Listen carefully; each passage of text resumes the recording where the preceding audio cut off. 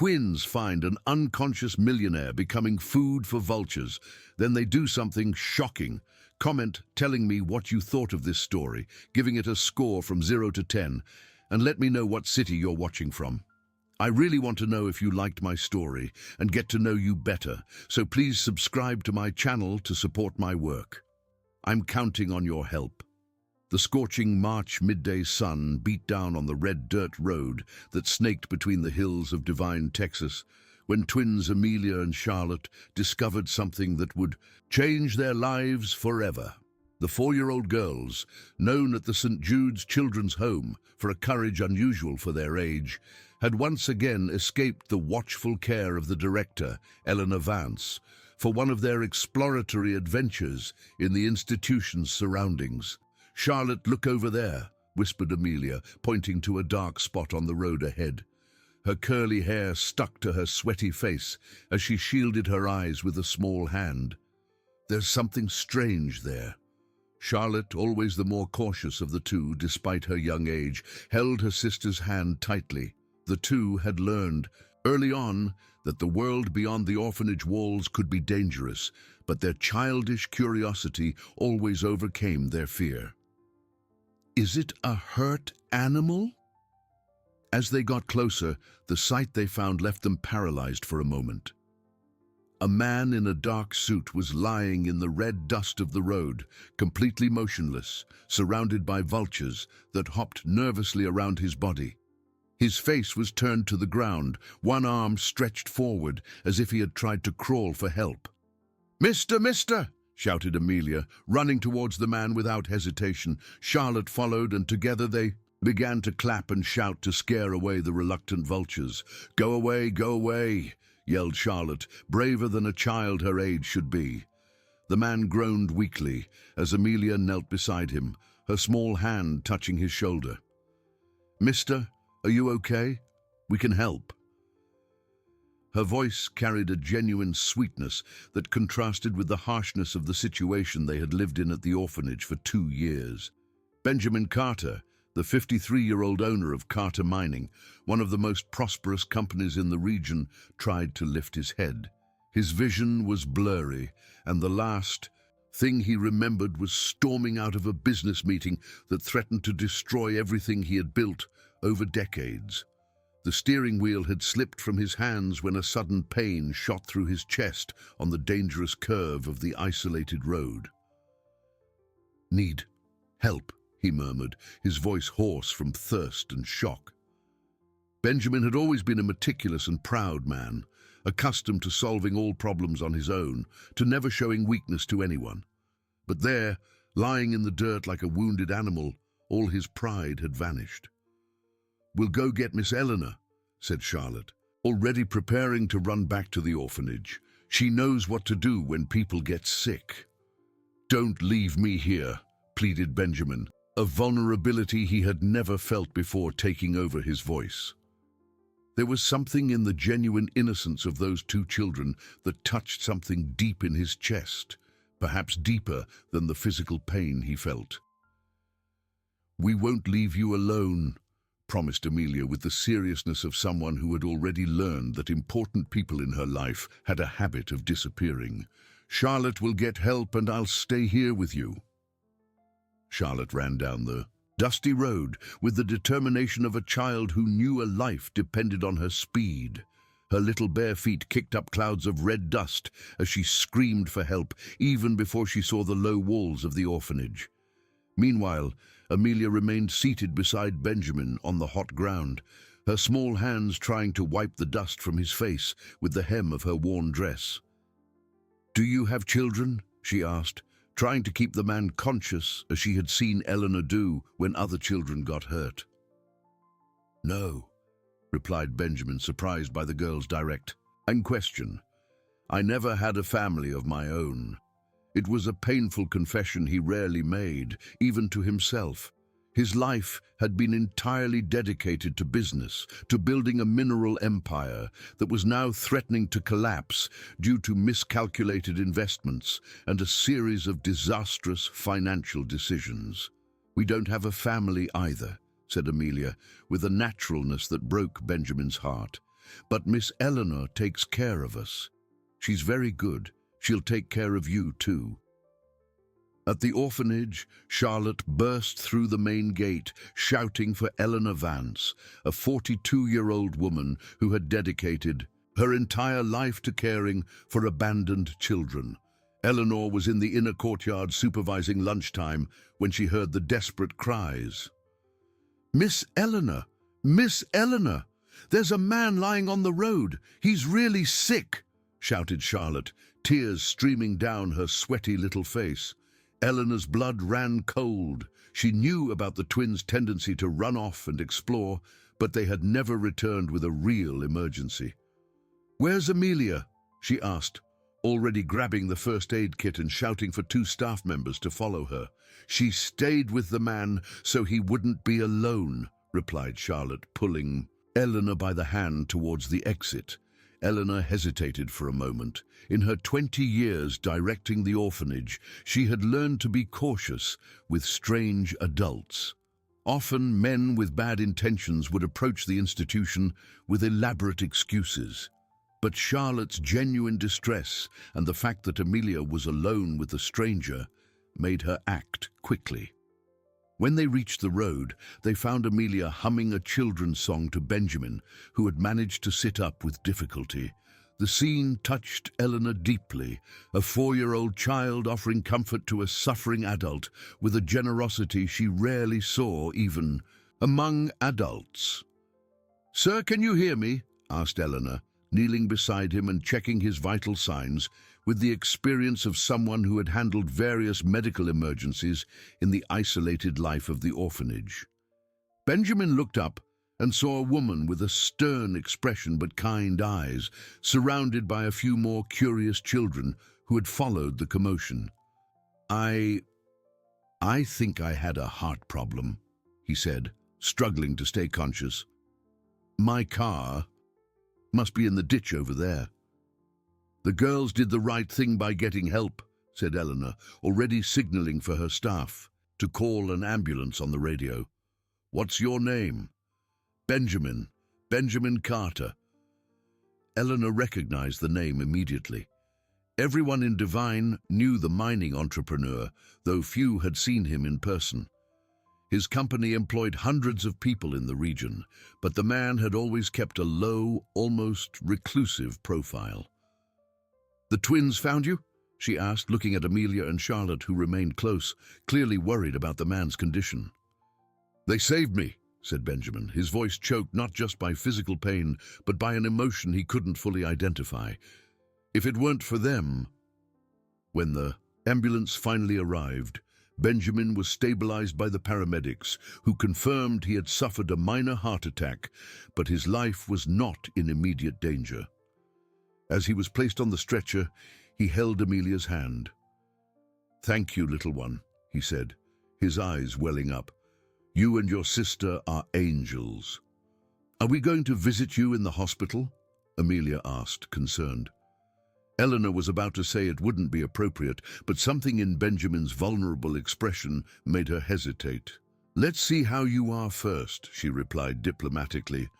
As the ambulance drove away down the dusty road, Eleanor held the twins' hands and walked back to the orphanage, unaware that this chance encounter had planted the seed of a transformation that would change all their lives in ways they couldn't yet imagine.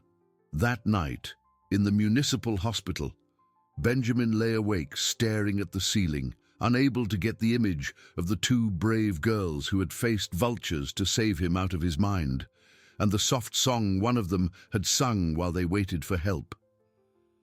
3 days had passed since Benjamin Carter was admitted to St. Joseph's Municipal Hospital and the twins. Amelia and Charlotte couldn't stop asking about the man from the road. Eleanor Vance watched the girls' restlessness during meals, noticing how they barely touched their food and spent their time drawing pictures of a man lying down surrounded by black birds.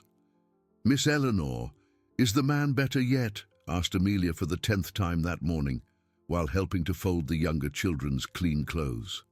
Her small hands worked mechanically, but her thoughts were clearly elsewhere, Child, I've already told you I don't know, Eleanor replied with forced patience.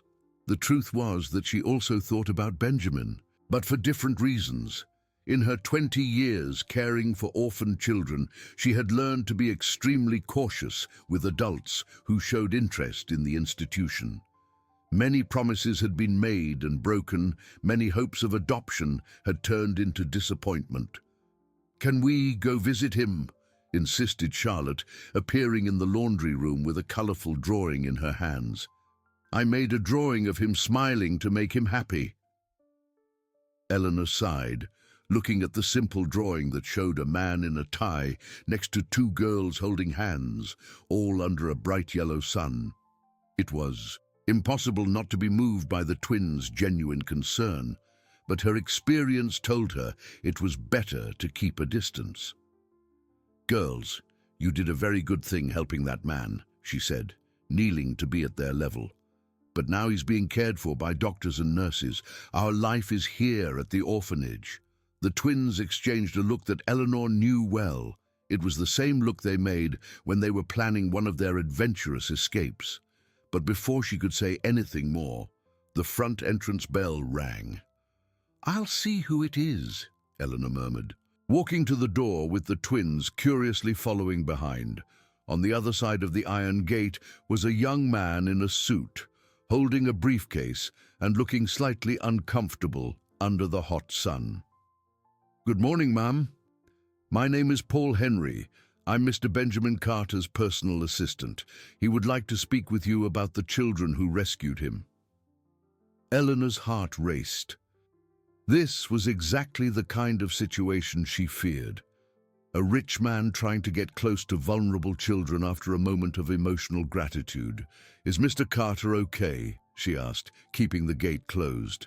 "He's recovering very well, thanks to your girls," replied Paul with a gentle smile. "He's in room 204 and would very much like to thank them personally. He also mentioned something about making a donation to the orphanage." "A donation?" Eleanor repeated, feeling even more suspicious. What kind of donation?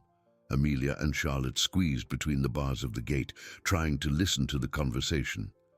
"Is it about the man?" Amelia asked excitedly. "Is he really okay?"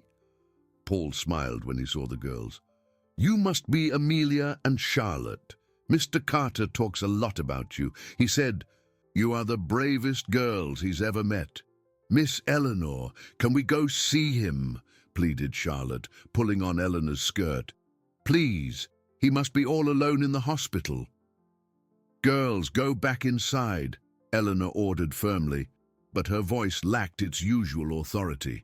The truth was, she was also curious about Benjamin's intentions. "Miss Vance," continued Paul, "I can assure you that Mr. Carter's intentions are completely honest. He has been a respected businessman in the community for over 20 years. There has never been any question about his personal conduct." Eleanor weighed her options.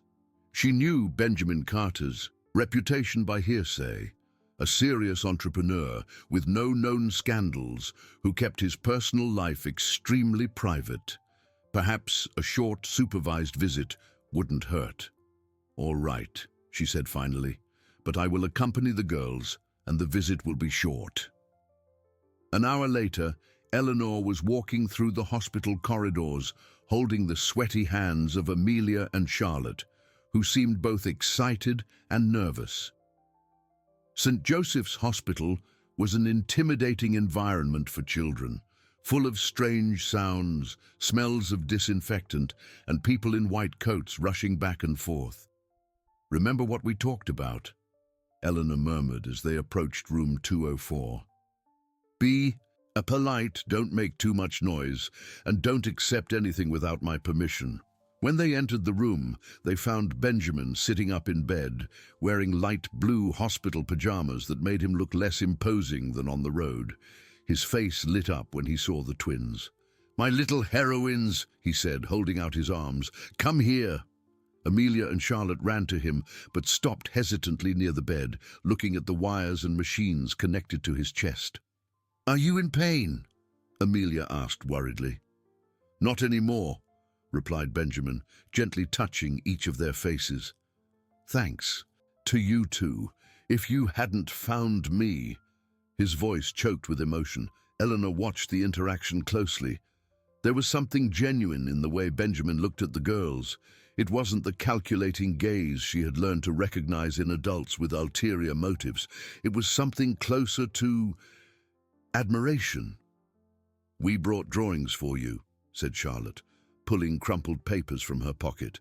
This one is you smiling, and this is our home. Benjamin examined the drawings with a seriousness that touched Eleanor.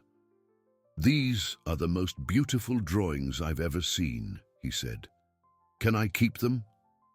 You can. They both replied in unison, clearly pleased with his approval.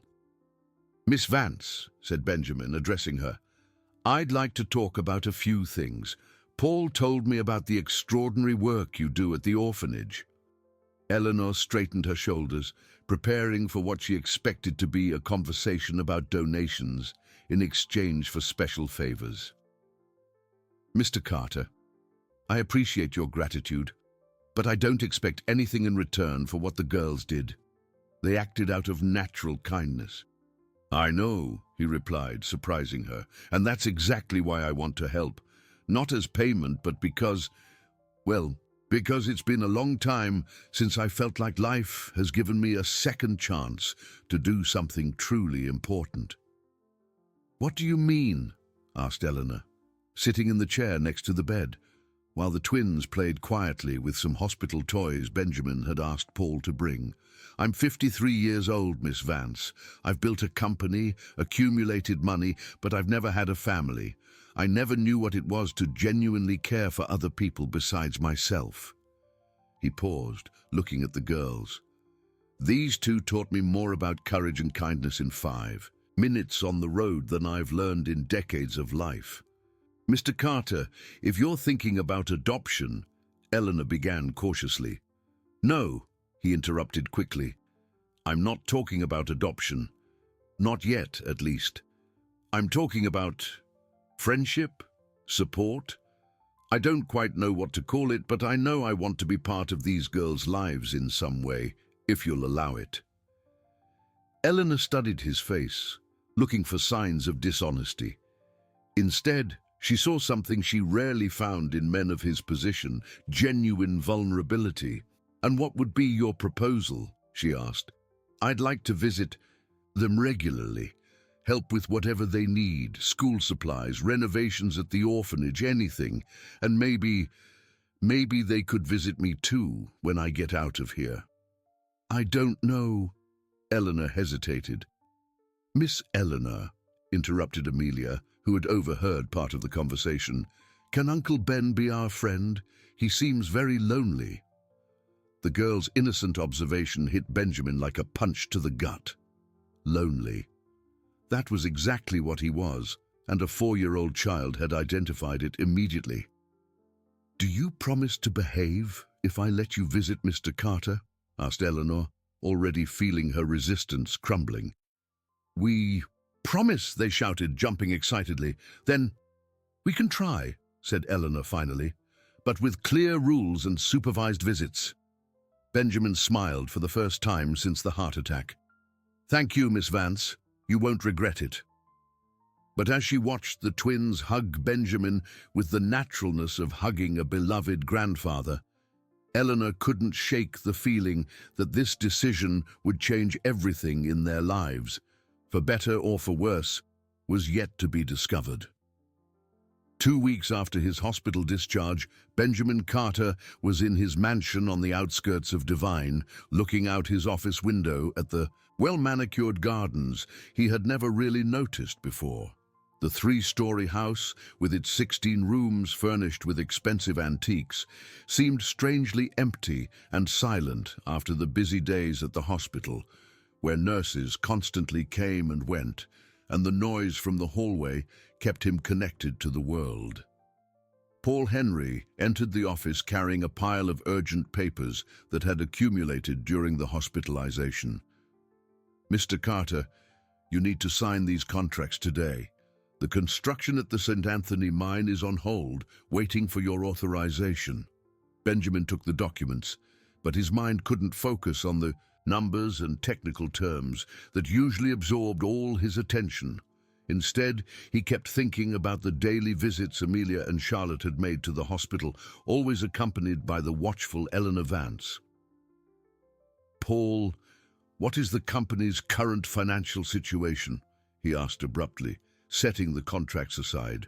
"Worrying, sir. The investments in the expansion project have consumed more capital than planned, and with your absence, some clients have started to question our ability to meet deadlines. The board is pushing for drastic measures." Benjamin nodded distractedly. For decades, news like this would have made him work 20 hours a day to solve every problem. But now, strangely, he couldn't feel the same desperate urgency as before. "And what about the research I asked for? About the twins?" Paul consulted his notes. "I got some basic information. Amelia and Charlotte were left at the orphanage when they were 2.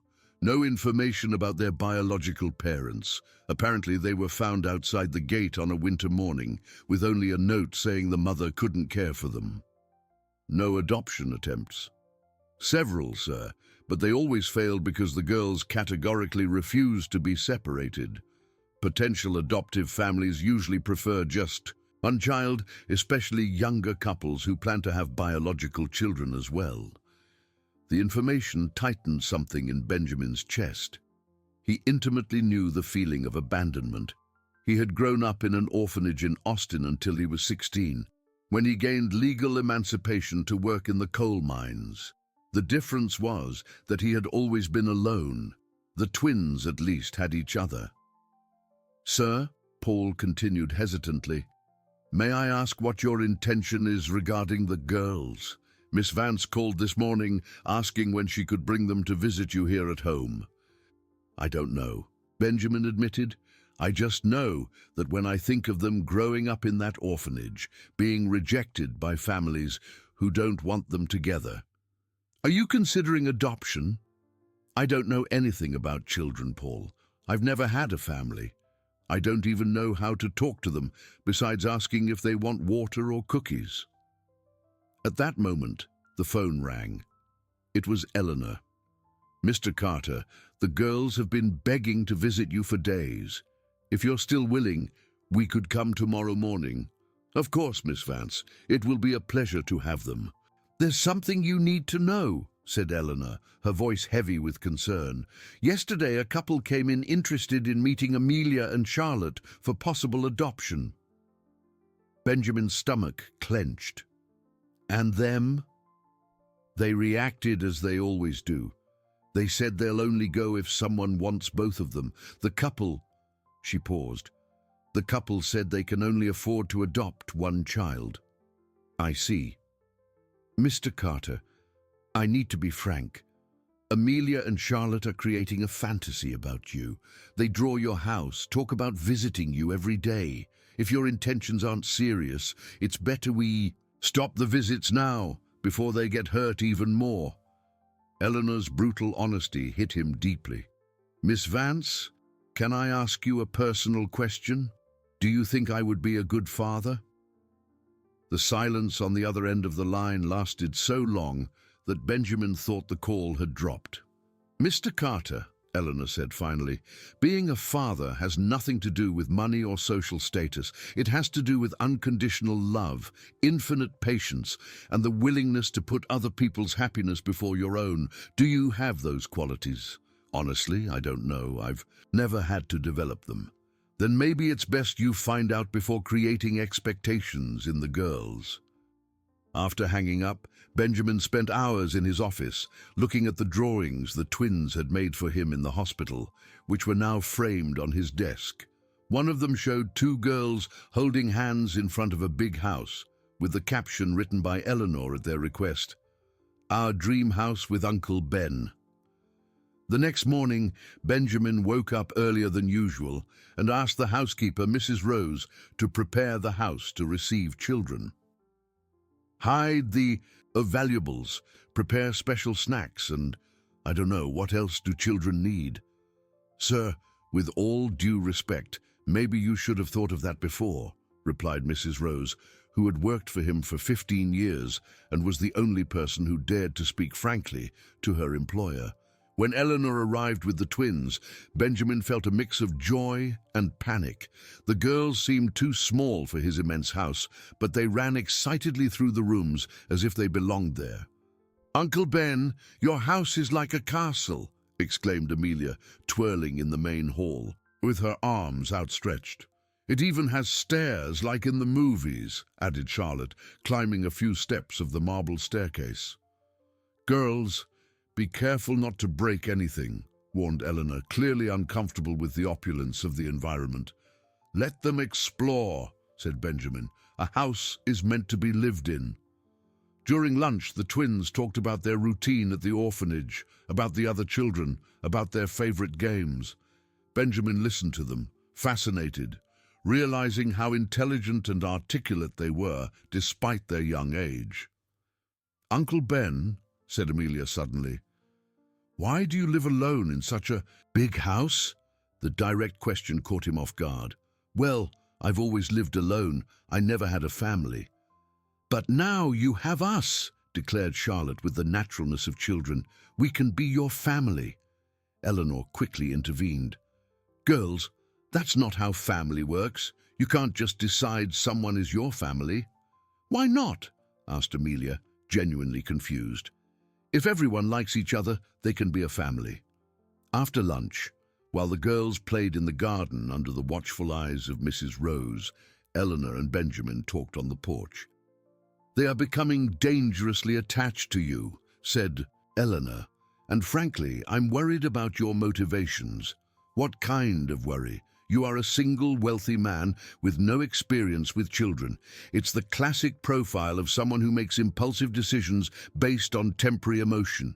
6 months from now, when the novelty wears off, what happens to 2 girls who have already suffered enough abandonment for a lifetime? And what if it's not an impulsive decision? What if it's the first truly right decision of my life? How can I be sure of that?"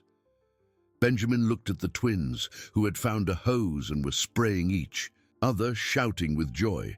It was the first time he had seen truly happy children, and something in his chest warmed in a way he had never experienced. "Miss Vance, can I propose something? Give me 3 months. 3 months of regular visits, of supervised interaction. If at the end of that time you still think I'm not fit or genuinely willing to be a father to these girls, I will step away completely. And if I think you are fit, then I'll start the adoption process." Eleanor studied his face for a long moment. 3 months, she finally agreed, but with strict conditions. Meanwhile, in the office of Carter Mining, a crucial meeting was taking place without the company's owner. The board of directors, led by Reginald Thorne, a minority but influential partner, was discussing the company's deteriorating financial situation. "Benjamin's absence is costing us important contracts," said Reginald, distributing reports to the members present. "I propose that we temporarily take over operations until he fully recovers." "And if he doesn't agree?" asked one of the board members. "Then perhaps it's time we consider a permanent change in leadership," replied Reginald with a smile that didn't reach his eyes. "The company is bigger than any single person, even the founder." A month had passed since the agreement between Benjamin and Eleanor, and the twins' visits to the mansion had become the most anticipated part of the week for everyone involved. Amelia and Charlotte arrived every Wednesday and Saturday, always accompanied by Eleanor, who had gradually relaxed her vigilance as she observed how Benjamin transformed in the girls' presence. That Wednesday in April, however, something was different. Benjamin greeted the twins with a forced smile, and Eleanor immediately noticed the tension in his shoulders and the dark circles under his eyes that betrayed sleepless nights. "Uncle Ben, are you sad?" asked Amelia, always the more perceptive of the two, climbing onto his lap as they sat in the library. "A little, sweetie," he admitted, stroking the girl's curly hair. "Sometimes adults have complicated problems. What kind of problems? Charlotte wanted to know, dropping the storybook she was flipping through. Benjamin looked at Eleanor, who nodded encouragingly. In recent weeks, she had noticed how he tried to be honest with the girls, within the limits appropriate for their age. Remember, I have a company where I work? Well, some people who work with me are trying to take the company from me. But why? Asked Amelia, indignant at the injustice. Because they think I'm not taking good care of it. And maybe they're right. The truth was more complex than Benjamin could explain to 4-year-old children. In recent weeks, Reginald Thorne had orchestrated a systematic campaign to undermine his authority in the company. Important contracts had been cancelled.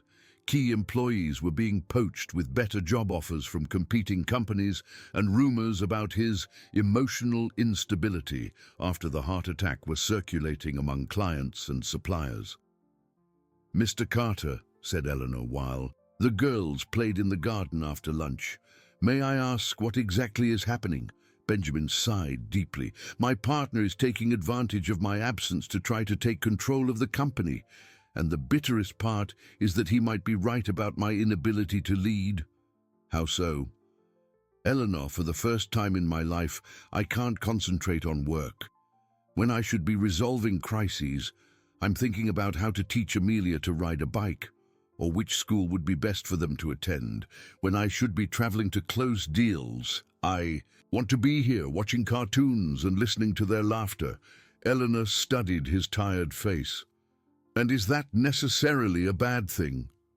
"It's bad when it means losing everything I've built in 20 years. If I lose the company, how will I support a family? How will I give the girls the security they deserve?" "Mr. Carter, can I tell you something I've learned from caring for orphaned children? They don't need mansions or expensive cars. They need presence, attention, and consistent love. Some of the happiest children I've known came from poor families, but they were loved unconditionally." Before Benjamin could reply, Paul Henry came running through the garden, clearly agitated. "Mr. Carter, you need to come to the office immediately. Reginald has called an emergency board meeting and is proposing your removal from the presidency." "Now?" asked Benjamin, looking at the twins playing carefreely near the pool. "Sir, if you don't show up at this meeting, they will interpret it as abandoning your post. The company's lawyer said your presence is crucial." Benjamin stood up slowly, feeling the weight of the decision he had to make. "Eleanor, I have to go. Can you?" "Of course I can." "Stay with them," she replied. "Go solve your problems." "Is Uncle Ben leaving?" asked Charlotte, running up to him when she noticed the movement. "I have to take care of some work things, sweetie, but I'll be back soon." "Do you promise?" insisted Amelia, holding his hand tightly. "I promise." The meeting at the Carter Mining headquarters was tense from the first minute. Reginald had prepared a detailed dossier on the financial losses of the past few months, cancelled contracts, and the prolonged and unexplained absence of the company's president. "Benjamin, everyone here respects your contribution to building this company," said Reginald with false cordiality, "but the facts are undeniable. Your absence is costing millions in lost revenue." "My absence?" replied Benjamin, trying to control his irritation. "I was sick, Reginald. I had a heart attack. And then you recovered, but you've still been missing important meetings, cancelling business trips, delegating crucial decisions. Clients are losing confidence." The other board members remained silent, clearly uncomfortable with the situation. Benjamin realized that some avoided his gaze, a sign that Reginald had worked politically to secure support. "What exactly are you proposing?" asked Benjamin. "A temporary 6-month leave for you to fully recover, while I take over executive operations. Then we'll re-evaluate the situation. And if I refuse, then we'll have to consider more permanent measures," said Reginald, sliding a document across the table. "We have enough votes to remove you if necessary." Benjamin picked up the document and read it quickly. It was a formal ultimatum. Accept the leave or face a removal process that, given the votes Reginald had secured, would likely be approved. I need time to think, Benjamin said finally. You have until tomorrow, replied Reginald. We can't let the company continue to bleed money. When Benjamin returned to, the mansion 3 hours later, he found a scene that made his heart ache. Eleanor was in the living room reading a story to the twins, who were nestled on either side of her on the large sofa. It was a picture of a perfect, warm, and welcoming family. "Uncle Ben!" they both shouted upon seeing him, running to hug him. "How was the meeting?" asked Eleanor, noticing his somber expression. "Complicated," he replied, sitting on the floor to be at the girls' level. "Girls, I need to tell you something important." The two sat in front of him, their serious little faces showing they understood something important was happening. "I might have to travel for a while to solve the company's problems." "For how long?" asked Amelia, her voice small. "I don't know. Maybe a few months." "And then you'll come back?" Charlotte wanted to know. Benjamin looked at Eleanor, who encouraged him with a subtle nod. "I hope so, sweetie, but sometimes things don't go as planned." The twins exchanged a look that Benjamin had learned to recognize. It was the look they made when they were processing a new rejection, another important person who might disappear from their lives. "Mr. Carter," said Eleanor after putting the girls to rest in the guest room, "they are starting to emotionally prepare to lose you. It's a defense mechanism they've developed. Maybe it's for the best. If I lose the company, I won't be able to adopt them anyway. Or maybe," said Eleanor carefully, "it's time to decide what really matters to you." That night, Benjamin stayed up late in his office, looking alternately at the company documents and the twins' drawings on his desk. Through the window he could see the room where they slept, a soft light casting shadows. On the wall, for the first time in his life, he had something more valuable than money or power to protect. The question was whether he would have enough courage to make the right choice. The next morning, Benjamin woke up with a mental clarity he hadn't felt in weeks. As he had coffee alone in the immense kitchen, watching the sun rise over the gardens that the twins had transformed into their favorite playground, he made the most important decision of his life. Paul Henry arrived early, as always, carrying more urgent papers and a worried expression. "Mr. Carter, Reginald has called 3 times already. He wants your answer on the proposal by 10 o'clock. "Call an emergency meeting for 9, Benjamin said calmly. "I want all board members present. Are you going to accept the leave?" "I'm going to do something I should have done a long time ago." An hour later, Benjamin walked into the Carter Mining boardroom with a simple folder and a determined expression his employees hadn't seen in months. Reginald was clearly confident, smiling at the other board members as if victory was already certain. "Benjamin, good to see you've decided to be reasonable," said Reginald, gesturing to a chair. "I've already prepared the documents for your temporary leave." "I won't need them," replied Benjamin, remaining standing. "I've come to announce my definitive resignation from the presidency of the company." The silence that followed was deafening. Even Paul stopped taking notes, looking at his boss in disbelief. "Resignation?" repeated Reginald, clearly not expecting this twist. "Benjamin, this is very drastic. You don't have to—" "Of course I do," Benjamin interrupted. "You're all right. My heart is no longer in this business. I've found something more important to do with my life."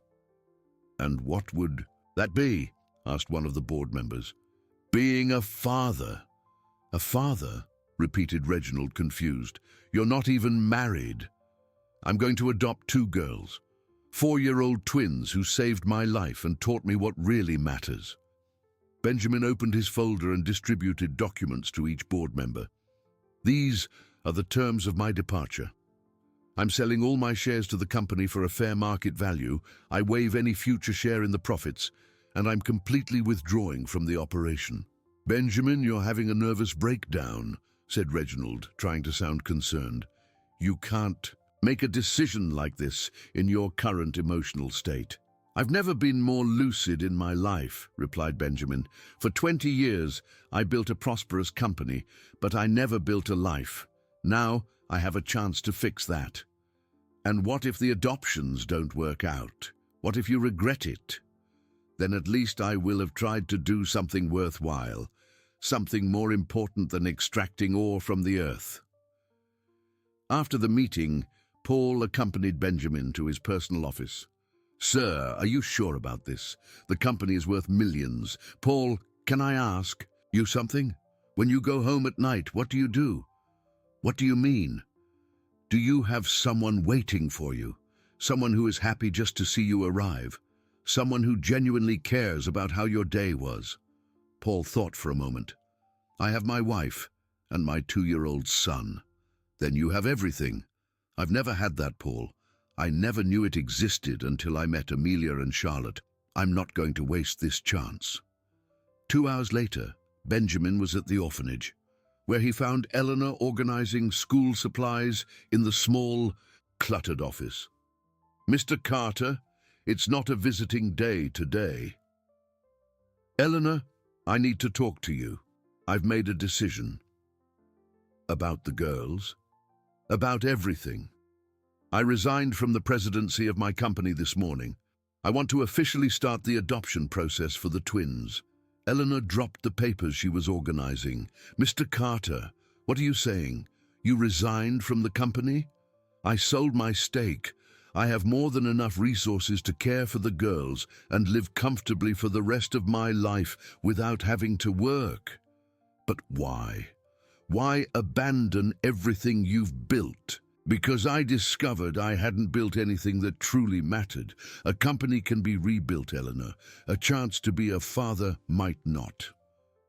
Eleanor sat down slowly, processing the information. The girls don't know any of this. I want to tell them with you, if you think I'm ready. Mr. Carter, adoption is not a business project.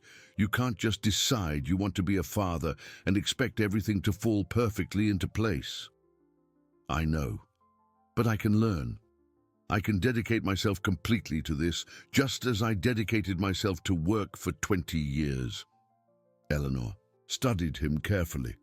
And if they reject the proposal, if they don't want to leave the orphanage, then I will respect their decision. But I will continue to be a part of their lives as long as they allow it. At that moment, childish laughter echoed from the courtyard. The twins were playing with other children, their hair shining in the afternoon sun. Benjamin watched them through the window, and Eleanor noticed how his expression softened completely. They don't know yet that you were thinking of traveling, asked Eleanor. I told them yesterday. They were preparing for another goodbye. And now? Now, I want to tell them I will never leave them again. Eleanor sighed deeply. All right, let's call them, but I'll be present during the whole conversation. When Amelia and Charlotte entered the office, their expressions were cautious. They had learned that serious conversations with adults usually meant painful changes in their lives. Girls, sit here, said Eleanor gently. Uncle Ben has something important to tell you. Are you traveling today? Asked Amelia, her voice resigned. No, sweetie, I'm not traveling ever again, said Benjamin, kneeling to be at their level. I want to stay here and take care of you forever. What do you mean? Asked Charlotte, not daring to believe what she was hearing. I want to be your daddy, for real, legally, if you want me to. The two girls looked at each other, then at Eleanor, then back at Benjamin. Forever and ever, whispered Amelia. Forever. You would come live with me in my house. You would have your own rooms. You would go to the best schools, and I would take care of you until you're all grown up and can take care of yourselves. And after we're grown up? Asked Charlotte. Even after. Family is forever. The twins looked at each other again, a silent conversation that Benjamin had learned to recognize. Finally, Amelia spoke. Miss Eleanor, If we go live with Uncle Ben, can we still come visit you? Of course you can, replied Eleanor, moved. You will always be welcome here. Then we want to, said Charlotte simply. You want what, sweetie?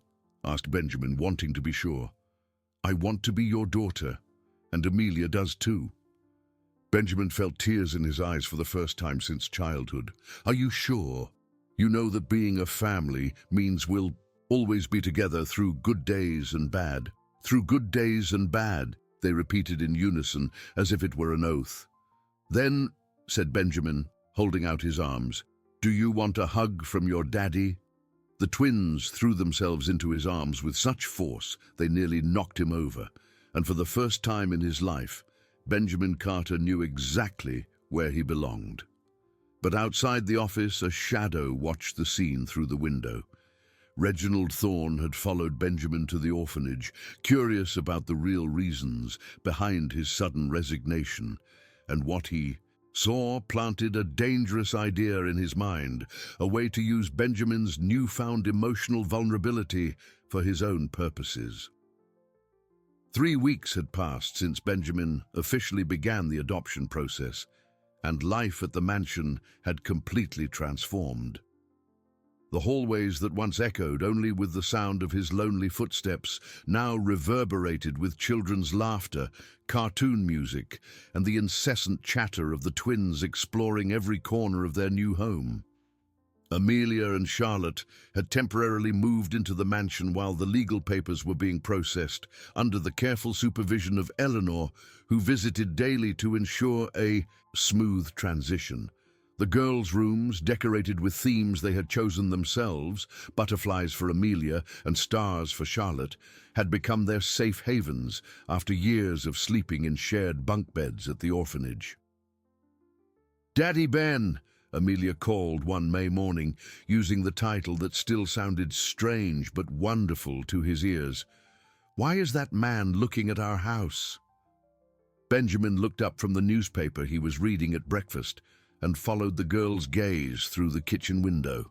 On the other side of the gate, partially hidden behind a tree, was Reginald Thorne, watching the property with binoculars. "Mrs. Rose," Benjamin called to the housekeeper, "can you take the girls to play in the backyard, away from the street view?" "Of course, sir," replied the woman, who had quickly adapted to the children's presence and now treated them like her own granddaughters. "Girls, how about we look for some late Easter eggs in the garden?" After they left, Benjamin called Paul Henry. "Paul, I need you to hire a private investigator. Reginald is watching my house." "Sir, are you sure? Maybe it's just a coincidence." "Paul, this is the 3rd time this week I've seen him lurking around the property. This isn't normal.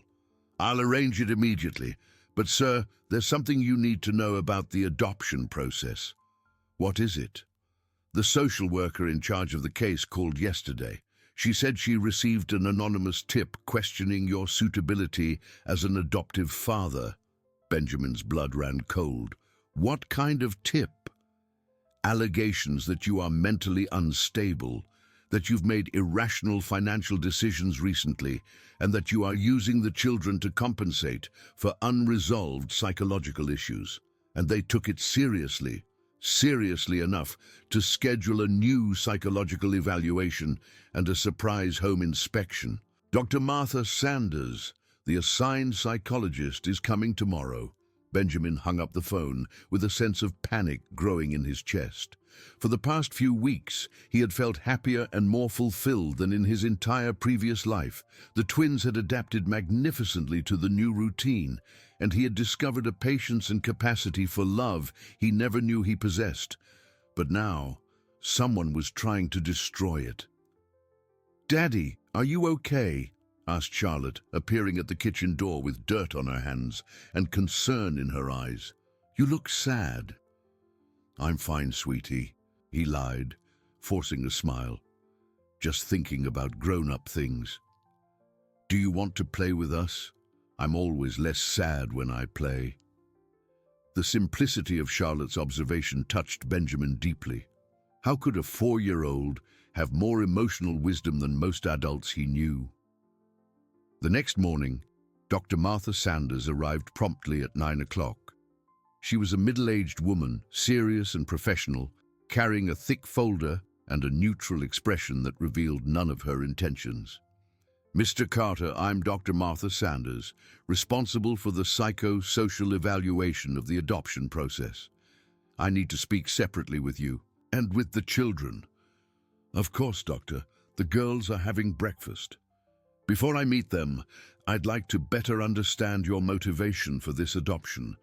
It's unusual for a single man of your age and social standing to make such a drastic decision." Benjamin led her to his office, where he had prepared all the documents related to the twins, medical reports, school history from the orphanage, and especially the dozens of drawings they had made for him. "Dr. Sanders, may I ask what kind of complaint you received about me?" "Someone alleged that your decision to adopt was impulsive and based on post-heart attack emotional instability. They also questioned your financial capacity after resigning from the presidency of your company." "And what do you think of these allegations?" "My job is not to judge, but to evaluate. Tell me about your relationship with Amelia and Charlotte." For the next hour, Benjamin recounted in detail the rescue on the road, the hospital visits, the gradual development of his love for the girls. Dr. Sanders took notes constantly, her expression remaining indecipherable. "Mr. Carter, can you explain why you abandoned a profitable company to dedicate yourself to fatherhood?" "Because I discovered that financial success without emotional purpose is empty. These girls gave me a reason to live that goes beyond accumulating money. And what if they become rebellious teenagers? If they test your patience in ways you can't imagine now? Then I will learn to deal with it. Family is not about convenience, Doctor. It's about unconditional commitment." Afterwards, Dr. Sanders spoke separately with each twin. Benjamin waited anxiously in the garden, trying to overhear fragments of the conversation through the open windows. "Amelia, do you like living here?" asked the psychologist. "I like it a lot. I have my own room and Daddy Ben reads me stories every night." "Is he ever mean to you?" "No. He gets sad when we do something wrong, but he never yells, and he always explains why we can't do it." "And what if he decides he doesn't want to take care of you anymore?" The question made Amelia fall silent for a long moment. "He promised he would take care of us forever, and he always keeps his promises." With Charlotte, the conversation followed a similar line. "Charlotte, do you miss the orphanage?" "I miss Miss Eleanor and my friends, but it's nice to have a family of our own." "How do you know Mr. Carter is a good person?" "Because when we were scared on the road, he said thank you even though he was hurt. Bad people don't say thank you." After the interviews, Dr. Sanders meticulously inspected the house, checking the safety of the children's rooms, the quality of the food, the protection measures at the pool. Benjamin accompanied her silently, trying to see his home through the eyes of a professional looking for flaws. "Mr. Carter," she said finally, "your facilities are more than adequate. The children have clearly adapted well and demonstrate genuine affection for you. And what will your report be?" "I still need to check some references and talk to other professionals involved, but I can say that I found no evidence to support the allegations of the anonymous tip." After Dr. Sanders' departure, Benjamin felt relieved, but he knew the threat had not passed. Whoever was trying to sabotage him would not give up easily. That afternoon, Paul brought the preliminary report from the private investigator. "Sir, Reginald has hired a lawyer specializing in family law. He has also been meeting with disgruntled former employees of the company. He's trying to build a case against me." "It seems so, but there's something more concerning. He has been regularly visiting a woman named Hope Rodriguez, who lives in a poor neighborhood in Austin." "And who is she?" "We're still investigating, but apparently she has some connection to the twins. That night, as he put Amelia and Charlotte to bed, Benjamin couldn't help but look at them with a mixture of love and fear. He had found his family, but now he had to fight to protect it from forces he didn't yet fully understand. "Daddy," said Amelia sleepily, "do you promise you'll never leave us?" "I promise, sweetie. Nothing and no one will ever separate our family." But even as he made that promise, Benjamin knew a storm was brewing, and that his determination would be tested in ways he could not yet imagine. The discovery about Hope Rodriguez came on a rainy June morning, when Paul Henry showed up at the mansion with a grave expression and a folder full of documents that would change everything. Benjamin was helping the twins get ready for another day at the private school where they had been enrolled, when his assistant asked to speak privately. "Mr. Carter, the investigator found information about Hope Rodriguez that you need to know immediately," said Paul, waiting for Amelia and Charlotte to go upstairs to brush their teeth. "What did you find?" "Hope Rodriguez is the twins' biological grandmother, the mother of Joanna Rodriguez, who left the girls at the orphanage 2 years ago." Benjamin felt the world spin around him. "What do you mean?" "Eleanor said there was no information about the biological family. Apparently, Hope never knew about her granddaughter's existence. Joanna ran away from home at 16 after a serious family fight. During these years, Hope searched for her desperately, but could never find her." "And how did Reginald find this out?" "He hired private investigators to dig deep into the girl's history. When he found Hope, he told her about the twins' existence and where they were." "And what's her situation?" Paul hesitated before answering. "Hope is a widow, lives alone in a simple house, but has stable financial means. She worked her whole life as a seamstress and has a small savings. More importantly, she is desperate to meet her granddaughters." Benjamin sat down heavily in a chair. "Reginald is manipulating a grieving woman to take the girls away from me." "It seems so. The lawyer he hired has already filed a legal petition claiming that the biological grandmother has a priority right to custody, especially considering you are a stranger with no blood ties." At that moment, the twins came running down the stairs, ready for breakfast. "Daddy, why are you sad?" asked Charlotte, immediately noticing his somber expression. "I'm not sad, sweetie. Just talking about work stuff with Paul." "You don't work anymore," observed Amelia, with the relentless logic of children. "True. So it's boring. Adult stuff you don't need to worry about." But during breakfast, Benjamin could barely eat, watching the two girls who in a few short months had become the center of his existence. How would he explain to them that a grandmother they never knew might want to take them away? After dropping the twins off at school, Benjamin went directly to the orphanage, where he found Eleanor organizing clothing donations in the main courtyard. "Eleanor, I need to know exactly what happened when Amelia and Charlotte arrived here, all the details. Why? Did something happen? They found the girl's biological grandmother." Eleanor's face turned pale. "That's impossible. We checked all the records, tried to track any relative. A woman named Hope Rodriguez. Apparently she's the mother of Joanna, the twins' biological mother." Eleanor sat down slowly on a nearby bench. "Joanna, yes, that was the name on the note she left, but she never mentioned family." "Tell me exactly what was written on the note." "It was very simple. It just said, 'Please take care of my daughters. I can't do this anymore. Their names are Amelia and Charlotte, and they are 2 years old. Signed, Joanna." No mention of the reasons? None. Joanna seemed very young, was visibly distressed, but didn't want to talk. She left the girls and left quickly. "And you couldn't track her?" "We tried, but she left no address, no ID, nothing. It was as if she wanted to disappear completely." That afternoon, Benjamin made a decision he knew was risky but necessary. He drove to Austin to meet Hope Rodriguez in person, determined to understand her real intentions before the lawyers turned the situation into a traumatic legal battle.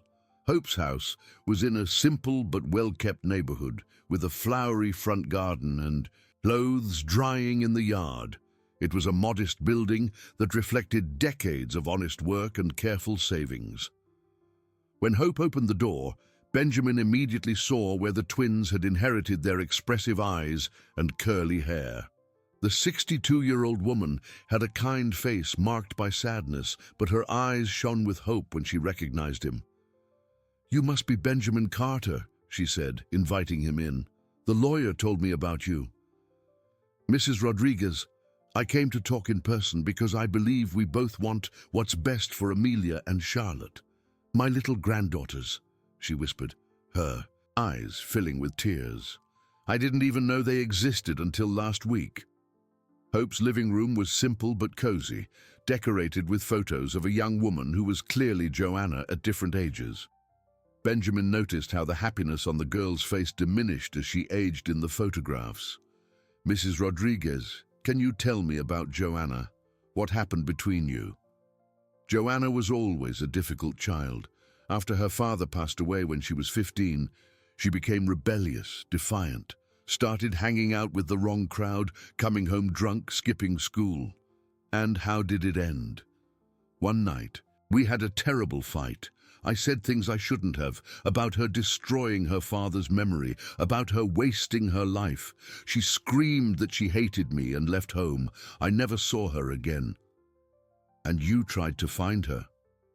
For years, I put ads in newspapers, hired an investigator with my savings, talked to all her friends.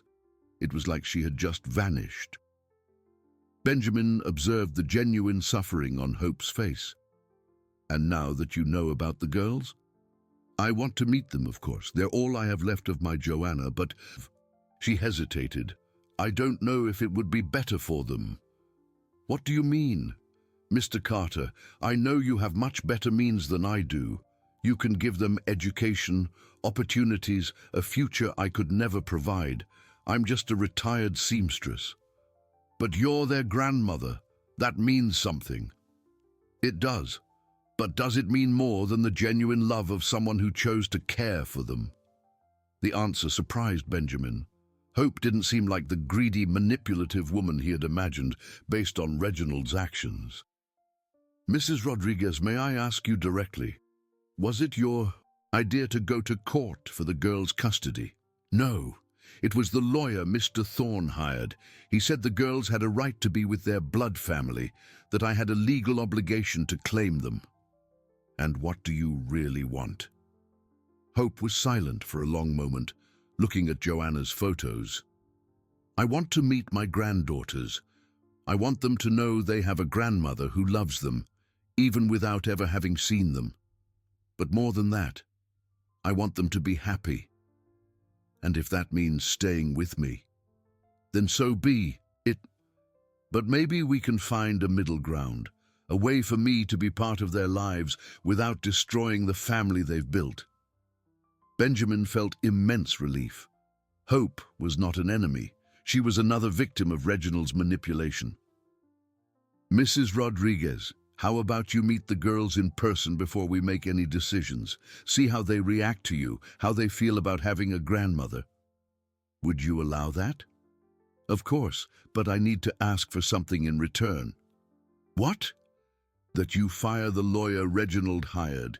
If we decide on a change of custody, we'll do it amicably, thinking of the girls' well-being, not through a traumatic legal battle." Hope nodded immediately. I was already uncomfortable with his methods anyway. He seemed more interested in hurting you than in helping the girls. When Benjamin returned to Divine that night, he had a plan. It wouldn't be easy to explain to Amelia and Charlotte about the existence of a grandmother, but he would be honest with them about all the options and let them express their own wishes.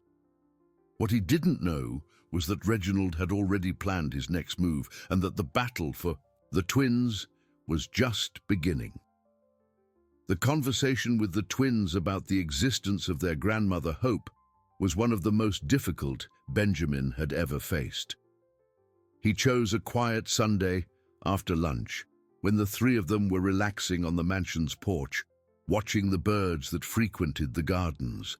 "Girls, I need to tell you something very important," he began, sitting on the floor to be at their level. "We found out that you have a grandmother." Amelia and Charlotte looked at each other with that silent communication they had developed. "A real grandma?" asked Charlotte, curious. "Yes, her name is Hope, and she's your mom's mom, Joanna." "Our mommy had a mommy too?" asked Amelia, trying to process the information. "She did, and your grandmother didn't know you existed until now. She was very happy when she found out." "Why didn't she know about us?" Charlotte wanted to know, always the most direct with her questions. Benjamin took a deep breath, choosing his words carefully. "Your mommy Joanna and your grandma Hope had a fight many years ago before you were born. Sometimes, when people get very angry, they say things they shouldn't say and they move away from each other. Like when Charlotte and I fight because she broke my doll," Amelia compared. "Sort of like that, but it was a much bigger and more serious fight." "And now Grandma Hope wants to meet us?" asked Charlotte. "Yes. She would very much like to meet you.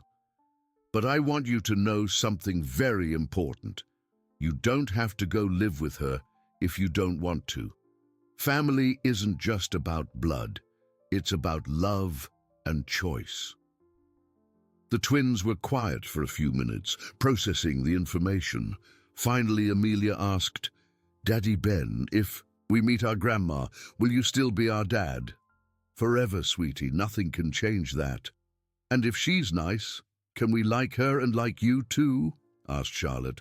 "Of course you can. The more people who love you, the better." "Then we want to meet Grandma Hope," declared Amelia, and Charlotte nodded firmly. The first meeting was set for the municipal park in Devine, a neutral and familiar environment for the girls. Eleanor offered to accompany the group, recognizing that her presence could help the children feel more secure. When Hope arrived at the park, carrying a bag with carefully wrapped gifts, Benjamin noticed how her hands were trembling with nervousness. She had clearly dressed with special care, wearing her best dress and having styled her hair elaborately. "My God," she whispered when she saw the twins playing on the swings. "They're identical to Joanna at the same age." Amelia and Charlotte ran to Benjamin when they saw him approaching with a strange lady. "Is that her?" Amelia asked quietly, partially hiding behind his legs.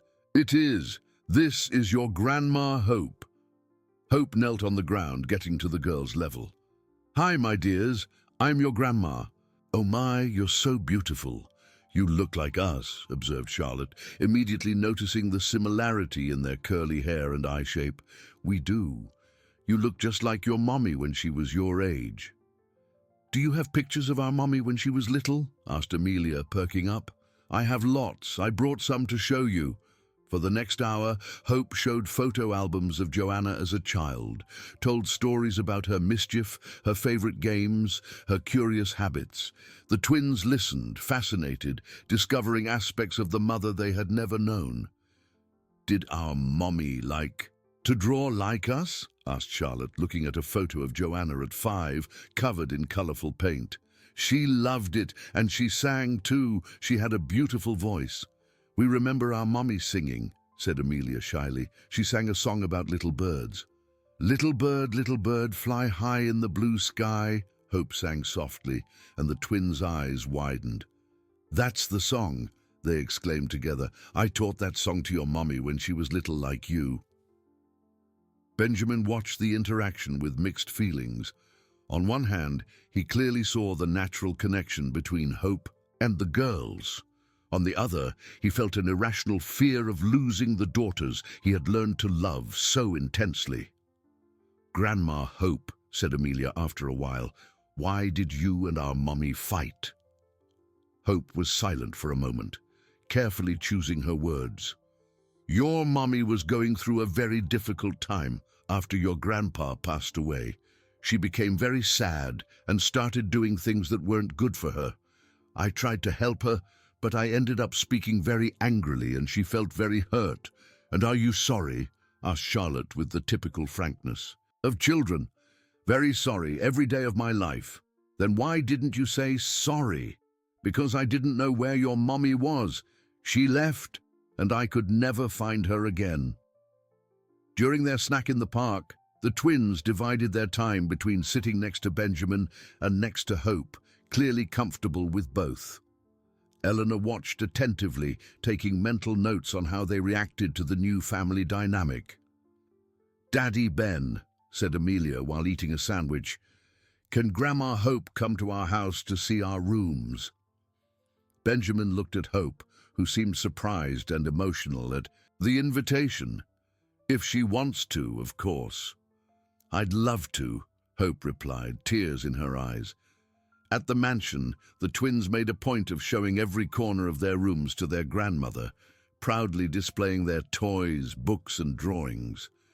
Hope praised everything with genuine admiration, but Benjamin noticed how she discreetly observed the luxurious details of the house. Mr. Carter, she said when they were alone in the living room while the girls played in the garden, can I be frank with you? Please. They are clearly happy here. They have everything I could never give them, and more importantly, they genuinely love you. But they are my only granddaughters, the only connection I have to my lost daughter. I don't know if I can just disappear from their lives again. No one is asking you to disappear. We can find a way for you to be part of their family. How? Benjamin had thought a lot about this. Regular visits, participation in special occasions, maybe they can spend some holidays with you. It doesn't have to be all or nothing. And what if they grow up and decide they want to live with me? Then we will respect their decision. Real family means wanting what's best for those we love, even when it hurts us. Hope studied him carefully. You really love these girls, don't you? More than I ever thought it was possible to love someone. At that moment, a car stopped in front of the gate with excessive force. It was Reginald, accompanied by a man in a suit who was clearly a lawyer. Mr. Carter, Reginald shouted through the gate. I need to talk to you. I have a proposal that might interest you. I have nothing to talk to you about. Reginald, yes you do, especially considering I found the twins' biological mother. Benjamin's blood ran cold. What do you mean? Joanna Rodriguez. She's alive and she wants her daughters back. Hope turned completely pale. That's impossible. My daughter? Your daughter has been in a rehabilitation clinic in Chicago for 6 months, recovering from drug addiction. And when she found out her daughters are being raised by a stranger, she became desperate to get them back. The twins, who had heard raised voices, ran to Benjamin's side, clearly frightened by the tension in the air. Daddy, who are those men? Asked Amelia, clinging to his leg. No one important, sweetie, he replied, but he knew his life had just become exponentially more complicated. Joanna was alive, and she wanted her daughters back. The news that Joanna was alive turned the mansion into a field of tension over the following days. Benjamin could barely sleep, spending his nights watching the garden from his bedroom window, trying to process how his life had become so complicated in a matter of hours. Hope was in total shock, alternating between joy at knowing her daughter was alive and terror at the possibility of losing her. Again, the twins sensed that something serious was happening, but they couldn't understand exactly what. They noticed the whispered conversations among the adults, the frequent phone calls, and the tension that seemed to float in the air like a heavy cloud. Daddy Ben, Amelia asked one morning, as they had breakfast in unusual silence, why is everyone sad? We're not sad, sweetie, he lied, forcing a smile. "We just have some important things to resolve." "Is it about Grandma Hope?" Charlotte wanted to know. "She cried yesterday when she left." "Partly, yes." "Didn't she like us?" Amelia asked, worried. "Of course she did. She loves you very much. Sometimes adults cry when they're very happy too." That afternoon, Paul arrived with more information about Joanna that made Benjamin even more worried. "Sir, I managed to contact the clinic where Joanna is staying. I spoke with Dr. Robert Miller, the psychiatrist in charge of her case." "And what did he say?" "Joanna is indeed recovering well from her drug addiction.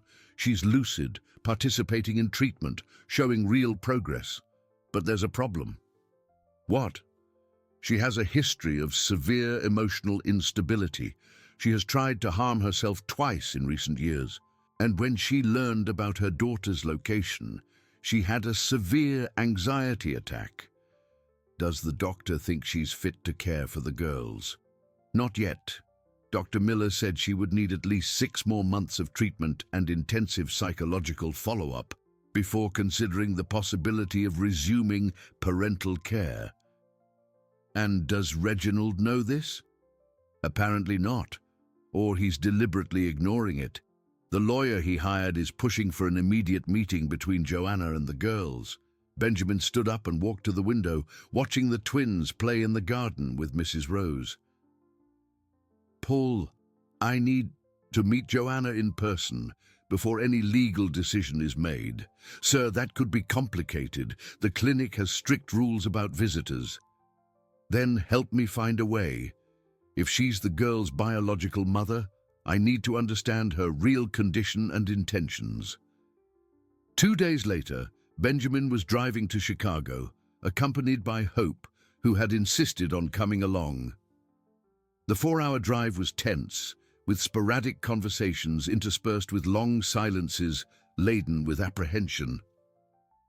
"Mr. Carter," said Hope when they were on the outskirts of Chicago, "I don't know how I'm going to react when I see my daughter. It's been so long." "That's natural. The important thing is that we both want what's best for the girls." "And what if Joanna insists on taking them immediately?" "Then we'll try to convince her that a gradual transition would be better for everyone, especially for Amelia and Charlotte." The Hope Clinic was a modern, well-maintained institution situated amidst tranquil gardens on the outskirts of the city. Dr. Robert Miller received them in his office, a 50-year-old man with a kind but serious expression. "Before you meet Joanna," the doctor said, "I need you to understand her current condition.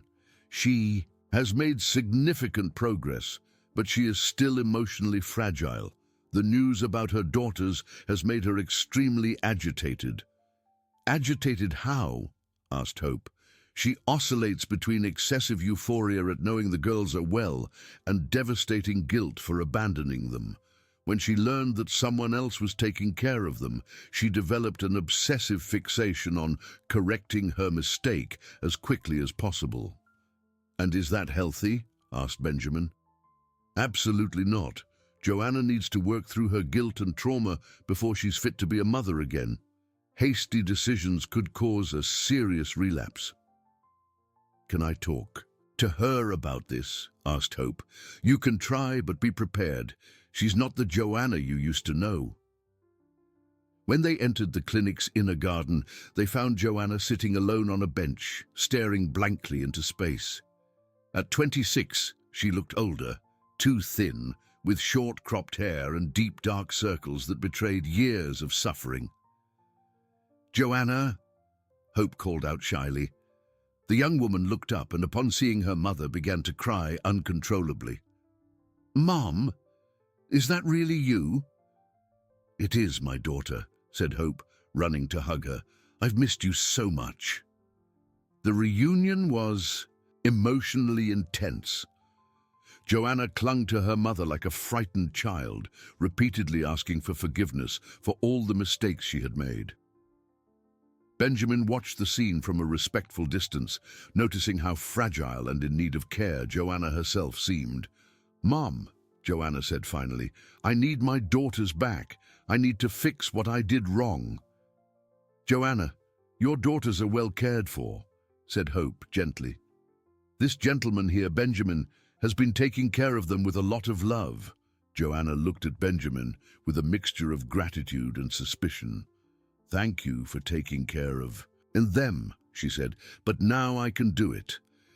"Joanna," Benjamin intervened carefully, "your daughters are wonderful children, intelligent, affectionate, full of life.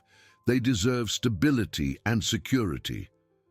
And you think I can't give them that? It's not a matter of being able to, it's a matter of being ready. Dr. Miller told me you're still in treatment." "I'm almost cured," insisted Joanna, her voice rising. "Being away from my daughters is what's making me sick." "My daughter," said Hope. "Maybe it's better to meet the girls first, see how they are, before making any decisions." "They probably don't even remember me," said Joanna, starting to cry again. "They were so little when I couldn't anymore." "They do remember," Benjamin assured her. "They know you are their mother, and that you love them. Then why can't they come home with me now?" "Because home needs to be a safe and stable place, and the three of you need to get to know each other again before you can be a family." Dr. Miller, who had been observing the conversation from afar, approached when he noticed Joanna was getting agitated. "Joanna, remember what we talked about regarding realistic expectations." "Doctor, my daughters are all that matters to me. Without them, I have no reason to get better. But getting better to be a good mother to them is different from wanting them back to heal your own pain," the doctor explained patiently. The observation hit a raw nerve in Joanna, who fell silent for a long moment. "You all think I'm going to hurt them again," she said finally. "We think you need more time to heal completely," said Hope, "and there's nothing wrong with that." "Joanna," said Benjamin, "how about we arrange a gradual meeting? You would get to know the girls again, spend time with them, but without pressure for immediate decisions. And what if they don't want to stay with me?" The question broke everyone's heart. Joanna's deep insecurity about her ability to be a mother and her guilt over abandoning her daughters were clear. "Then you will work together to build a new relationship," said Benjamin. "Family isn't just about biology, Joanna. It's about love, commitment, and stability." When they left the clinic 2 hours later, Benjamin and Hope were emotionally exhausted. They had agreed that in 2 weeks, when Joanna received a temporary discharge, she would travel to Divine to meet her daughters again. "Mr. Carter," said Hope during the drive back, "my daughter is really better, but she's not ready to be a mother alone yet." "I know. The question is, will Reginald agree to wait, or will he force a situation that could be harmful to everyone?" The answer came the next morning when Paul brought a court summons. Reginald had filed for an emergency custody order in Joanna's name, claiming the girls were being illegally kept from their biological mother. The legal battle had officially begun. The court hearing was set for 2 weeks later, and Benjamin knew he had to prepare for the most important battle of his life. He hired Ms. Marion Silver, one of the best family law attorneys in Texas, a determined 45-year-old woman who had won seemingly impossible cases defending the best interests of children. "Mr. Carter," said Ms. Silver during their first meeting, "this case won't be easy. Legally, biological mothers have priority rights to their children, even in cases of temporary abandonment, especially if they can prove they are rehabilitated. And what can we argue? The emotional stability of the children, the established emotional bonds, and especially Joanna's history of mental instability. But we will need expert testimony and solid evidence." During the preparations for the hearing, Benjamin made a difficult decision. He would be completely honest with Amelia and Charlotte about the situation. They deserved to understand what was happening and have a voice in the decisions that would affect their lives. "Girls," he said one hot July afternoon, sitting with them in the playroom, "we need to talk about something very serious." "Is it about our mommy Joanna?" asked Amelia, surprising him with her perception. "How do you know about her?" "We heard you talking on the phone," admitted Charlotte. "You said she's alive." Benjamin sighed, realizing the girls were smarter and more observant than he imagined. "It's true. Your mommy Joanna is alive, and she wants to meet you." "Is she going to take us away?" asked Amelia, her small voice revealing her fear. "She would like you to live with her again, but the final decision will be made by a judge who will listen to everyone and decide what's best for you." "And does what we want matter?" asked Charlotte. "Of course it matters. You are the most important people in this whole story." The twins were quiet for a moment, processing the information. Finally, Amelia asked, "Daddy Ben, if we go live with our mommy Joanna, will you be very sad?" The question hit Benjamin like a punch to the gut. "I will be very sad, yes. But if it's what you want and need to be happy, I will understand. And if we want to stay with you, then I will fight with all my strength for you to stay." "Can we meet our mommy before we decide?" asked Charlotte. "You can, and you should. It's important that you are sure of what you feel." 3 days later, Joanna arrived in Divine, accompanied by a nurse from the clinic and Dr. Miller, who had insisted on personally supervising the first reunion. She seemed nervous and anxious, her hands visibly trembling as she waited in the mansion's garden. When Amelia and Charlotte appeared on the porch, holding hands and clearly hesitant, Joanna couldn't hold back her tears. "My babies," she whispered, "you've grown so much." The twins approached slowly, studying the face of the woman who was biologically their mother, but who to them was practically a stranger. "Hi, Mommy Joanna," said Amelia politely. "Do you remember me?" asked Joanna, kneeling to be at their level. "A little," admitted Charlotte. "We remember you singing." "And when you used to cry," added Amelia, with the brutal honesty of children. Joanna closed her eyes, clearly trying to control her emotions. "I cried a lot back then. I was very sick and sad." "And are you better now?" asked Charlotte. "I'm trying to get better, so I can take good care of you." For the next 2 hours, Joanna tried to reconnect with her daughters. She had brought photo albums from when they were babies, toys she had saved, small gifts chosen with care. But it was clear to everyone present that the girls, though polite and kind, did not feel the natural emotional connection they had with Benjamin. "Mommy Joanna," Amelia eventually asked, "why did you leave us at the orphanage?" The question Joanna had dreaded the most had arrived. "Because I was very sick, my dear, so sick that I couldn't take proper care of you, and I thought it would be better to leave you in a place where good people could take care of you. But you didn't ask if we wanted to go," observed Charlotte. "You were too little to understand, and I wasn't thinking straight." "Miss Eleanor from the orphanage said we cried a lot when you left," said Amelia. "I know, and I regret it every single day for causing you that pain." Benjamin watched the conversation from a distance, his heart breaking for both Joanna and the girls. It was clear that Joanna genuinely loved her daughters, but it was also evident that the twins did not feel emotionally secure with her. "Girls," said Dr. Miller gently, "how about we show your mother your rooms?" During the tour of the house, Joanna was impressed by the girls' individual rooms, filled with toys, books, and drawings. It was a stark contrast to the modest life she could offer. "Do you like living here?" she asked, looking at Amelia's drawings hanging on the wall. "We like it a lot," replied Amelia.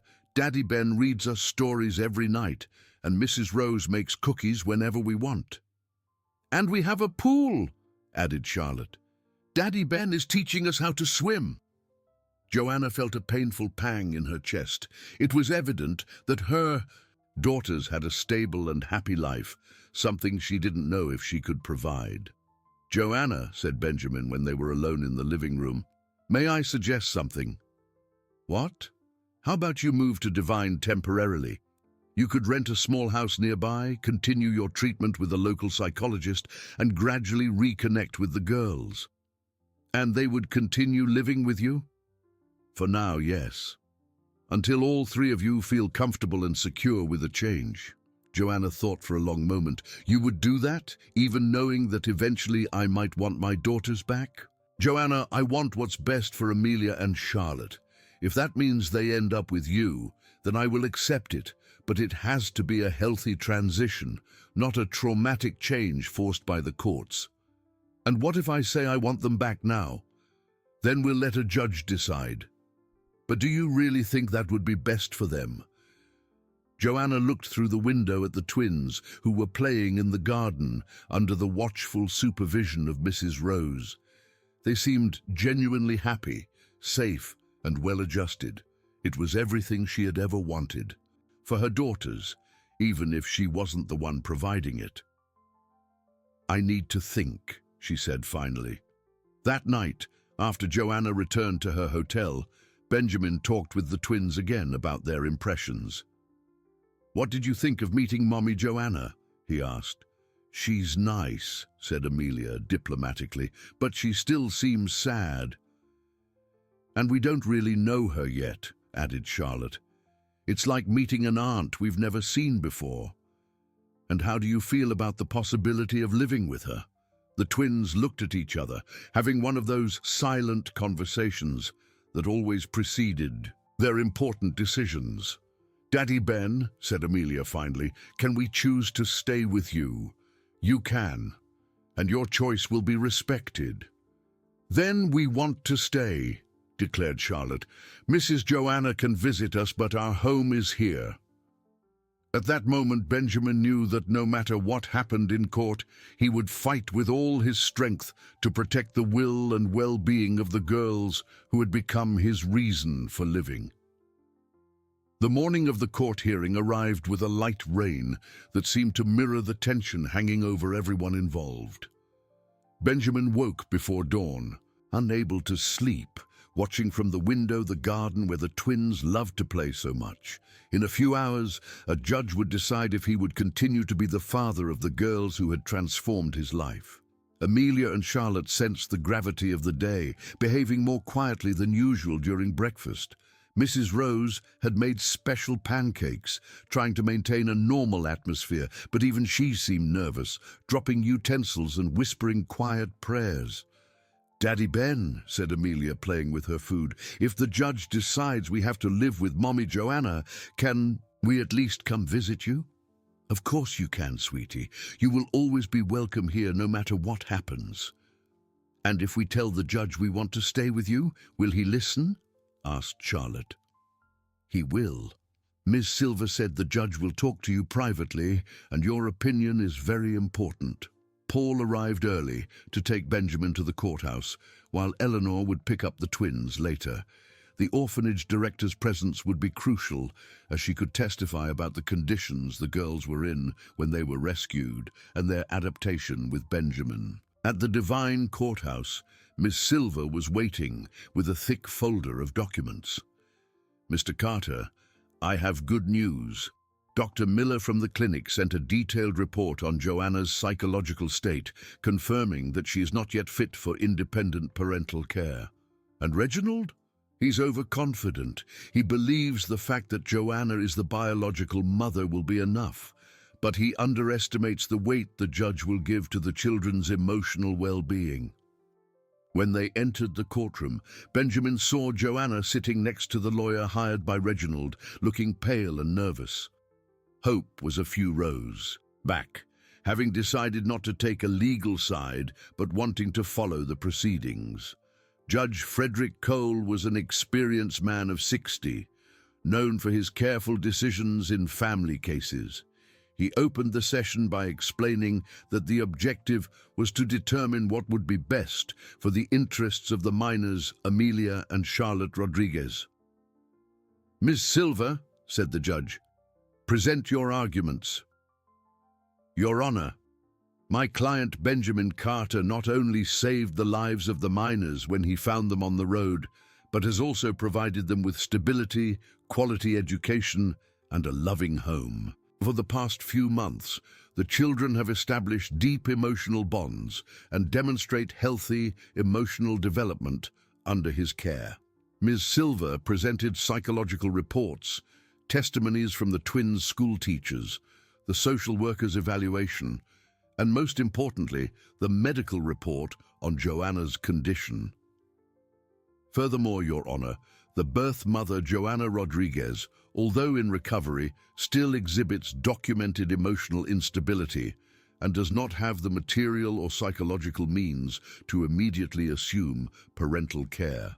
Joanna's lawyer, Mr. Mark Fisher, counter-argued, Your Honor, nothing surpasses the biological bond between a mother and her daughters. Joanna Rodriguez is in treatment and recovery, showing clear progress. Keeping the children away from their biological mother is an injustice that only prolongs the suffering of all parties. Furthermore, continued Mr. Fisher, the petitioner Benjamin Carter has made questionable financial decisions recently, demonstrating possible emotional instability of his own. Ms. Silver stood up immediately. Objection, Your Honor. My client made conscious decisions prioritizing the minor's well-being, abandoning stressful professional activities to dedicate himself fully to fatherhood. Sustained, said the judge. Mr. Fisher, stick to the relevant facts. The first to testify was Eleanor Vance. She described in detail the emotional state of the twins when they arrived at the orphanage, frightened, crying, refusing to be separated. Then she recounted the girls' transformation after meeting Benjamin. The twins have blossomed under Mr. Carter's care, Eleanor testified. They have become confident, cheerful, well-adjusted children. In 20 years of running the orphanage, I have rarely seen such a successful adaptation. And what is your opinion on Joanna Rodriguez's ability to resume parental care? Asked Mr. Fisher. I believe she genuinely loves her daughters, but love is not enough. Children need stability, security, routine. Traumatic changes can cause significant setbacks in emotional development. Dr. Miller was called as an expert witness. He confirmed that although Joanna had made progress in her treatment, she still had episodes of severe anxiety and obsessive fixation regarding her daughters. In my professional opinion, said the psychiatrist, Joanna needs at least 6 more months of intensive follow-up before considering the resumption of full parental responsibilities. And if she gets the daughters back gradually with follow-up? Asked the judge. That would be the ideal scenario, as long as the transition is very slow and supervised. The girl's current stability should not be abruptly compromised. When it was Joanna's turn to testify, she was visibly emotional. Your Honor, I know I've made serious mistakes in the past. I know I abandoned my daughters when they needed me most, but I'm getting treatment, I'm getting better, and I want a chance to be the mother they deserve. And how do you intend to provide stability for your daughters? Asked the judge. I'm looking for a job in Divine. I want to move here to be close to them. I intend to continue psychological treatment and do whatever is necessary. I understand your desire, Mrs. Rodriguez. But your daughters have gone through traumatic abandonment and have now found stability. How would you ensure that a change would not be harmful to them? Joanna hesitated, clearly not having fully considered this perspective. They are my daughters. I'm sure that with time they will readjust to me. The answer highlighted exactly what Dr. Miller had warned about. Joanna still prioritized her own emotional needs over the children's well-being. Benjamin testified about how the girls had changed his life, his commitment to them, and his willingness to do whatever was necessary to protect them and ensure their happiness. Your Honor, I am not these girls' biological father, but I am the father they chose. They gave me purpose. They taught me what unconditional love is. I will make any sacrifice to ensure they grow up happy and safe. And if it were determined that they should return to their biological mother, I would respect the decision, but I would ask to maintain contact, to continue being a part of their lives in some way. They will always have a home with me. The most crucial moment came when the judge called Amelia and Charlotte to talk privately in his chambers. The twins entered holding hands, clearly nervous but determined. For 20 minutes, Judge Cole talked with them about their feelings, their fears, their wishes. The girls were honest about liking Joanna, but feeling safer and happier with Benjamin. "We want to stay with Daddy Ben," they said clearly. "Mommy Joanna can visit us, but our home is with him." When they returned to the courtroom, the judge announced he would give his decision after a 1-hour recess to analyze all the presented elements. During that hour of waiting, Benjamin, the twins, Eleanor, and Hope waited in an adjoining room, while Joanna talked anxiously with her lawyer. The tension was palpable, and everyone knew that the next hour would define the future of a family that had been formed in an unconventional way, but with genuine love. "Daddy," whispered Amelia, "are you scared?" "A little, sweetie, but no matter what happens, nothing will change the love I feel for you." Their future was in the hands of the court. When everyone returned to the courtroom after the recess, the silence was deafening.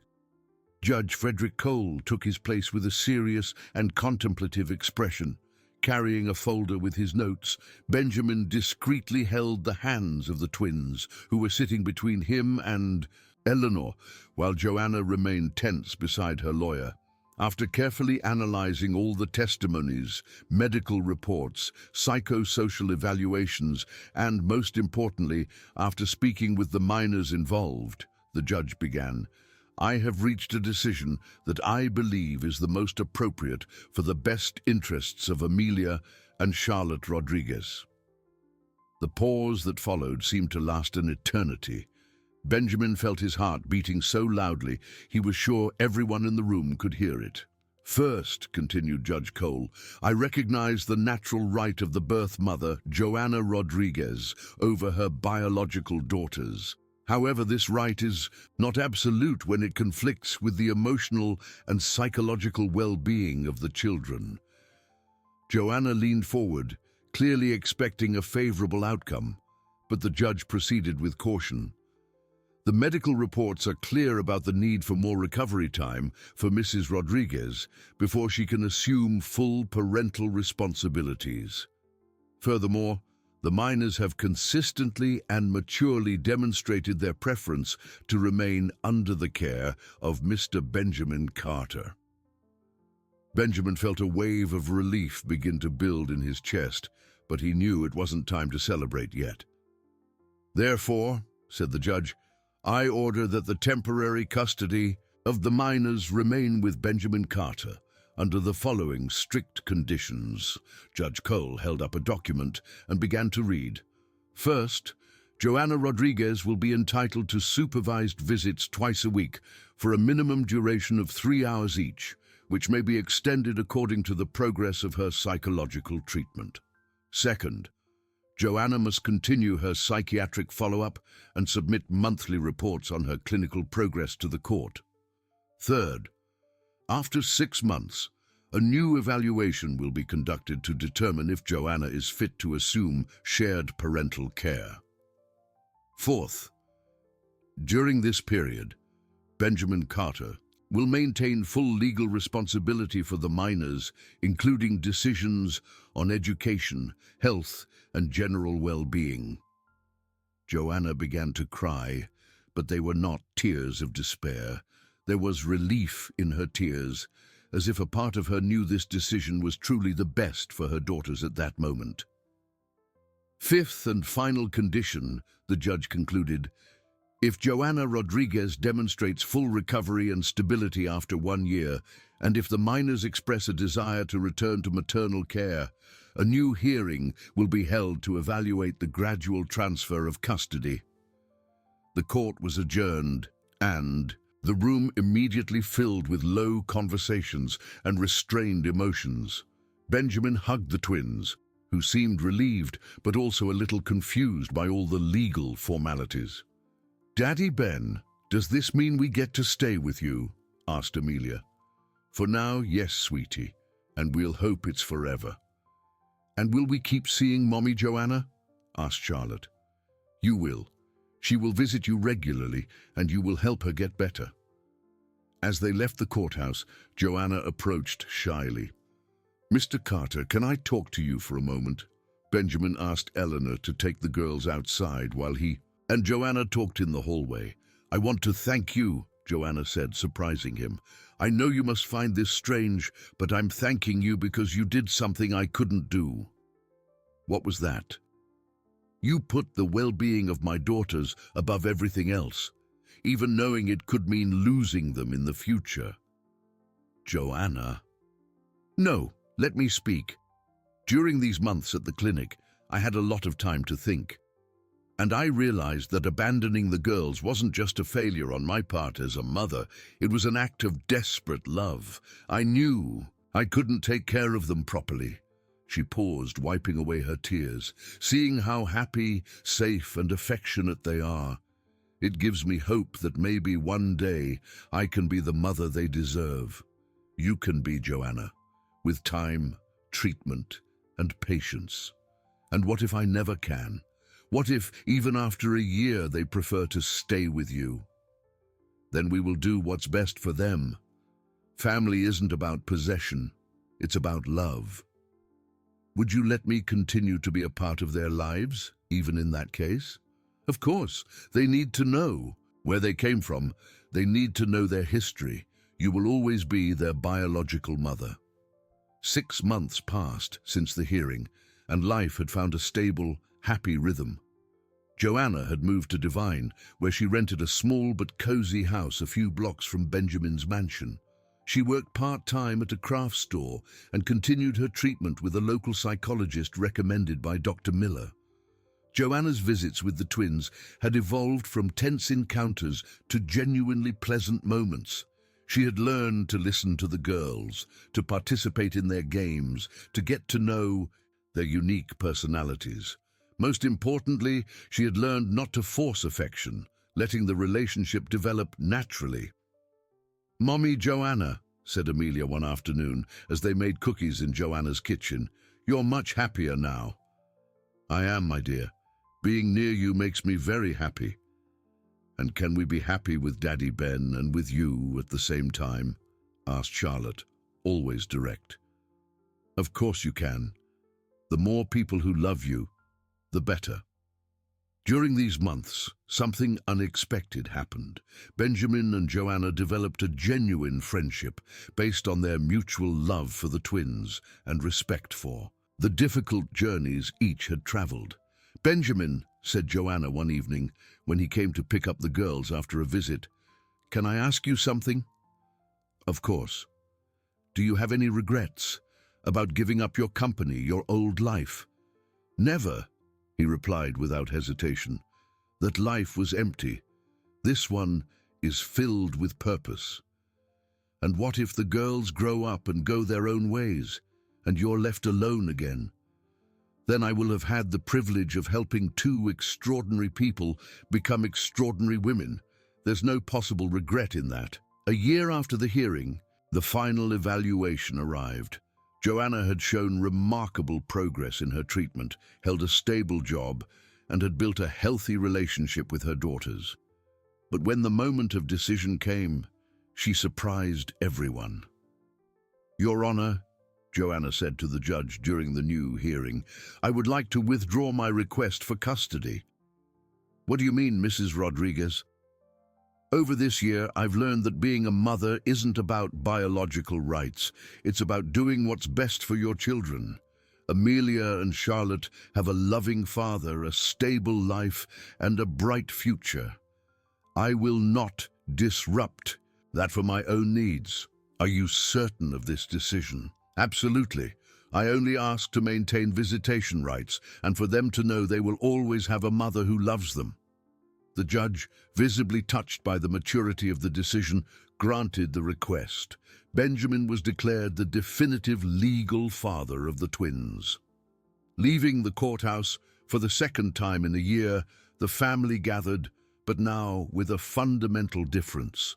They were no longer strangers fighting for rights, but people who genuinely loved each other and had found a way to make it work. "Daddy Ben," said Amelia, holding both his and Joanna's hands. "Now we're a big family. The biggest and best family in the world," agreed Charlotte.